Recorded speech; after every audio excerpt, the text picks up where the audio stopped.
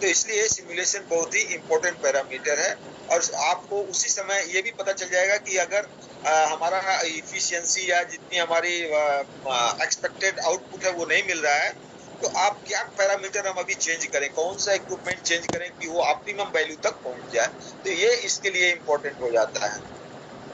अब चूंकि आपका अनप्लान्ड प्लांट का जो है ब्रेकडाउन नहीं हो रहा है, मेंटेनेंस अनप्लान्ड वे में नहीं आ रहा है, तो क्या हो रहा है कि आपका कॉस्ट बच जाता है। क्योंकि अगर रनिंग प्लांट में सडनली आपका प्लांट बंद हो जाता है तो आप समझिए कि उसका स्पेयर्स आपके पास अगर नहीं है, वो पर्टिकुलर एक पंप लगेगा वो आपके पास नहीं है ब्रेकडाउन वाला, तो क्या होगा, उतना दिन तक आपका प्लांट बंद हो जाएगा ब्रेकडाउन, क्योंकि जब तक वो स्पेयर नहीं आएगा तब तक बंद रहेगा। तो ये ह्यूज कॉस्ट हो जाता है कंपनीज के लिए। तो ये अगर सिमुलेशन आपने कर लिया है और प्रिडिक्शन करके रखा हुआ है तो वो कॉस्ट को बचा देता है।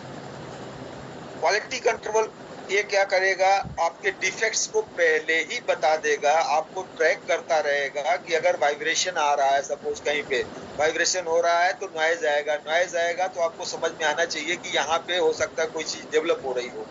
खास करके जैसे क्रैक्स वगैरह डेवलप हो रहे हैं या कहीं पे रबिंग हो रही है, फ्रिक्शंस हो रहा है, बियरिंग फेल होने वाली है, ये सारी चीजों को वो पहले ही प्रिडिक्ट कर देगा। और आपकी जब क्वालिटेटिव इंप्रूवमेंट होगा तो निश्चित तौर पे प्लांट जो है काफी बेहतरीन, क्योंकि क्वालिटी और ये सब एक दूसरे से रिलेटेड है और लिंक्ड है। तो प्रिडिक्टिव मेंटेनेंस जो है वो डिजिटल ट्विन्स का यूज करके ये जो कट डाउन टाइम है ना, उसको करीब जो है 40% तक बचाया जा सकता है।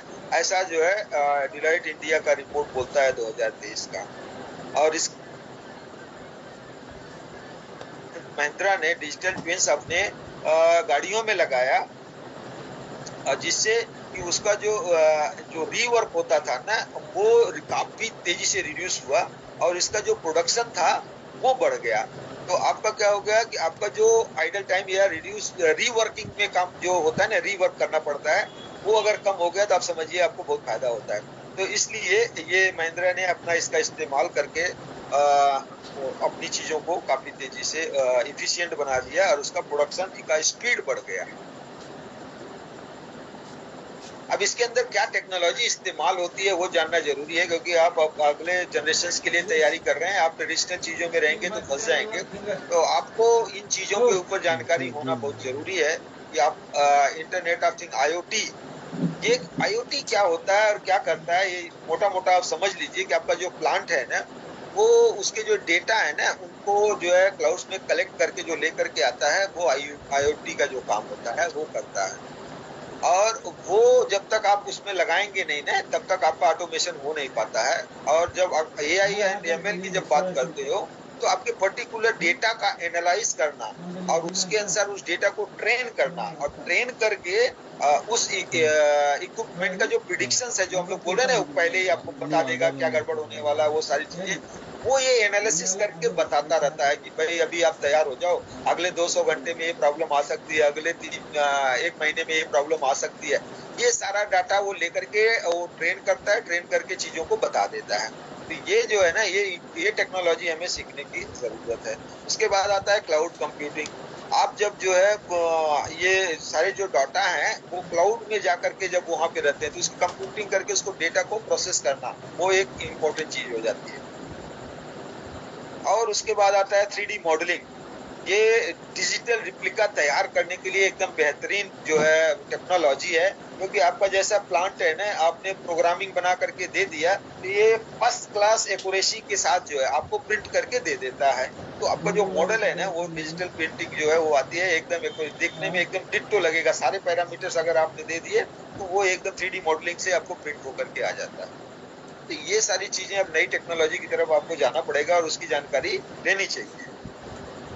इसका एक एग्जांपल है कि बॉस ने AI का और IoT का जो है वो करके एक डिजिटल ट्विन्स बनाया, जिससे कि क्वालिटी जो उसका इंस्पेक्शन था ना वो पूरा जो है स्मार्ट हो गया और तो स्मार्ट फैक्ट्री हो गई उसकी जो है। सिर्फ उसकी जो इंस्पेक्शन थे, इंस्पेक्शन जब तक नहीं करोगे तब तक पता नहीं चलता था। तो उसने इंस्पेक्शन के लिए उसने AI और IoT का इस्तेमाल करके अपनी जो प्रोडक्टिविटी थी और क्वालिटी की सेंसिटिविटी थी वो इम्प्रूव कर दिया, तो क्वालिटी उसका पहले ही पता चल जाता है, बाद में तो बाद की चीजें हैं। अब पहले ही पता चल गया तो आप इंस्पेक्टर के सामने एम्ब्रेशन नहीं होगा, वो पहले ही अपना रेक्टिफिकेशन करके चलेगा। तो जो कॉन्फिडेंस बिल्डिंग का पार्ट है ना, वो ऑटोमेटिक बिल्ड हो जाता है कि अरे इसके यहाँ तो कोई रिजेक्शन ही नहीं हो रहा है। तो इंस्पेक्टर भी जब आता है, क्लाइंट का हो या थर्ड पार्टी का हो, वो उसका कॉन्फिडेंस काफी हाई हो जाता है, तो प्रोडक्ट की एक्सेप्टेबिलिटी बढ़ जाती है। और ऐसे में क्या होता है, उसकी सैंपलिंग की साइज कम हो जाती है, वो टाइम कम स्पेंड करता है, क्योंकि उसको भरोसा हो गया कि ये यहाँ पे गड़बड़ है, रिजेक्शंस कम है, हमको ज्यादा एक्यूरेसी के साथ प्रोडक्ट मिलता है। ये सारी चीजों को ध्यान में रखते हुए वो जो है वो कर देता है। और इसकी वजह से ये एआई और आईओटी बहुत ही हेल्पफुल हो गया वहाँ।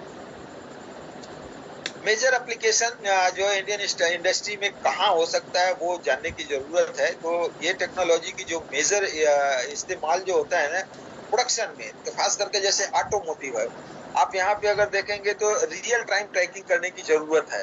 तो सिमुलेशन करके आपने असेंबली लाइंस का देख लिया और सिमुलेशन करके आपने बना लिया, देख लिया कितना टाइम हो रहा है, कितना चीजें लग रही हैं, वो सारी चीजें कर लिया। तो आपका जो कार का मैन्युफैक्चरिंग है वो प्रोडक्शन कैसे बढ़ सकता है, वो चीजों के ऊपर आपने ऑटोमेटिक में बढ़ा लिया। सिमिलरली जो है इसको फार्मा इंडस्ट्री है, देखिए वो छोटे छोटे ड्रग्स होते हैं, अगर आपने उसका सिमुलेशन बेहतरीन कर लिया तो वो जो है ना जो उसकी जो ड्रग की मैन्युफैक्चरिंग प्रोसेस है ना, वो बहुत ही प्रिसीजन होती है। ऐसी जगह पे आपने ऑटोमेशन, आर्टिफिशियल इंटेलिजेंस, ये सारी चीजों का इस्तेमाल किया, तो ये जो है आपका डिजिटल ट्विन से ही पता चल जाएगा कि हमें कितना करना चाहिए, कितना इससे फायदा हो सकता है। सिमिलरली आप अगर देखेंगे तो एफएमसीजी ये भी एक इंडस्ट्री है जो कि पैकेजिंग और लॉजिस्टिक्स इनके होते हैं ना, उसमें बहुत सारे चैलेंजेस आते हैं। अगर आपने एफएमसीजी को देख लिया और वहां पे अपने इसको इम्प्रूव कर दिया, उसकी लॉजिस्टिक्स को ऐसा करके, तो आप देखेंगे कि वो भी परफॉर्मेंस उसका बढ़ जाता है मल्टीपल टाइम। और जो सेक्टर्स में हम लोग काम करते हैं, एनर्जी सेक्टर्स में, यहाँ पे भी प्रिडिक्टिव मेंटेनेंस और पावर प्लांट का बहुत ज्यादा ये रहेगा, क्योंकि अगर आपको पहले से ही पता है वो ट्रेंड है, आपका आया नहीं आया, आपका जो रॉ मटेरियल आया कि नहीं आया, ये सारी चीजें, सारे पैरामीटर्स को वो जो है ना मॉनिटर करके और आपको बता देगा। सपोज एक आपका स्टॉक में कितना आज के डेट में अभी अवेलेबिलिटी है, अभी कब तक चलेगा, कितना डिस्पैच कर सकते हो, कितना प्रोसेस हो रहा था, तो अभी कहाँ पे क्या दिक्कतें आ रही हैं, टाइमली वो फॉरकास्टिंग कर देना है, तो कितना दिन पहले कर देना है। ये सारी चीजों की जो ट्रेनिंग है ना, वो सिमुलेशन के दरमियान ही हो जाएगा जब आप जो है ये ट्विन तैयार करोगे। तो जैसे डिजिटल ट्विन आपका तैयार हो गया, आपका समझिए कि 80% पूरे प्लांट के ऊपर कंट्रोल समझ में आ जाएगा। किसी को एक्सप्लेन करना है आपको तो बहुत ही आसानी से बता पाओगे, छोटा सा दिखाओगे, अपने कारपोरेट ऑफिस में दिखा करके, एसी में बैठ करके आप दिखा सकते हो, देखो सर ऐसे ऐसे ऐसे ऐसे हमारा काम करता है, ये इस तरह से काम करता है। तो वो मार्केटिंग के लिए भी काम आ जाएगा। और जब आप सिमुलेशंस कर रहे थे जिससे कि प्रोसेस को ऑप्टिमाइज करना है, कौन से डेटा चाहिए, ये सारे चीजों में भी वो बेहतरीन काम कर जाएगा। तो इसका केस स्टडी ऐसा है कि सिप्ला ने डिजिटल ट्विंस जो है अपने ड्रग फॉर्मुलेशंस के लिए यूज किया, पैकेजिंग के लिए, तो उसकी एक्यूरेसी और कंप्लायंस के लिए।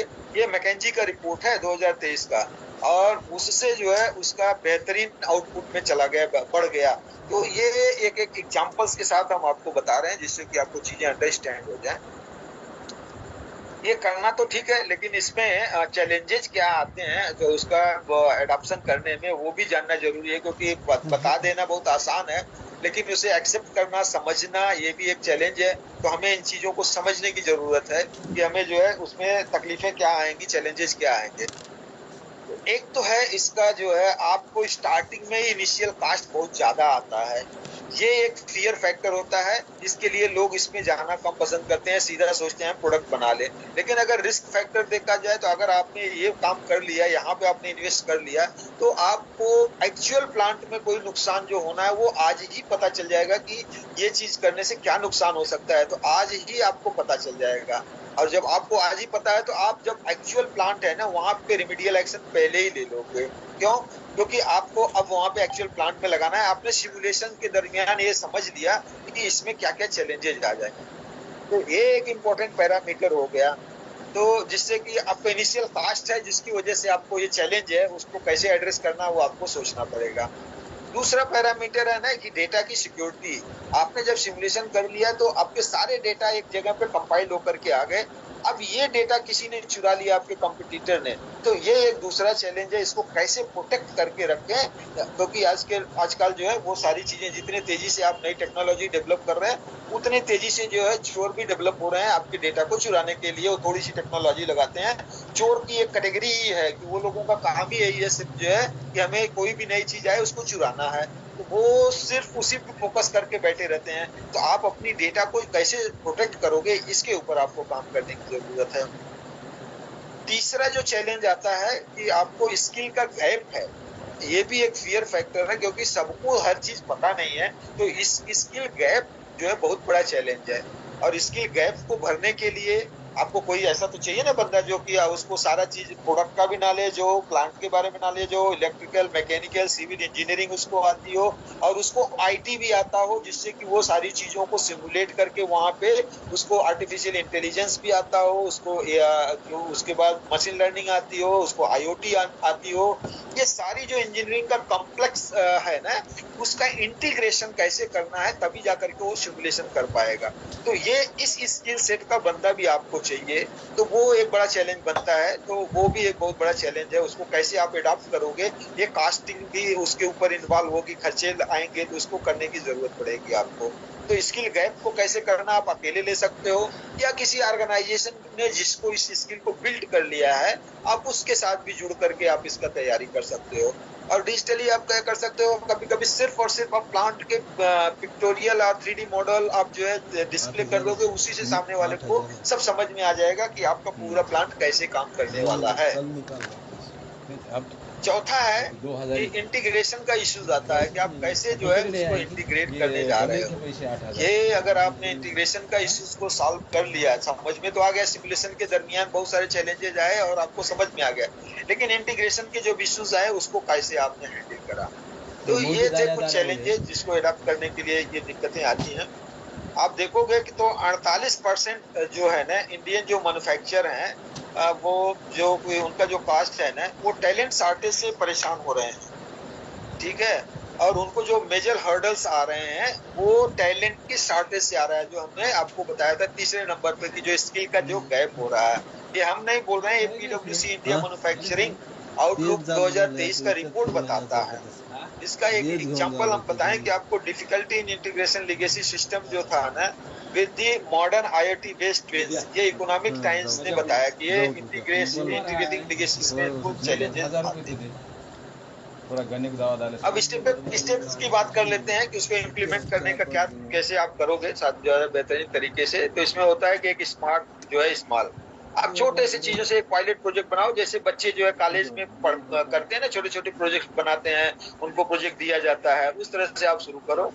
अपने वर्क फोर्स जो है उसमें से जो टैलेंटेड जो लड़के हैं उनमें से किसी को चुन करके उसको ट्रेनिंग दो, डेवलप करो उसके स्किल्स को, और डिजिटल ट्विन मैनेजमेंट के ऊपर उसको ट्रेन करने का कोशिश करो।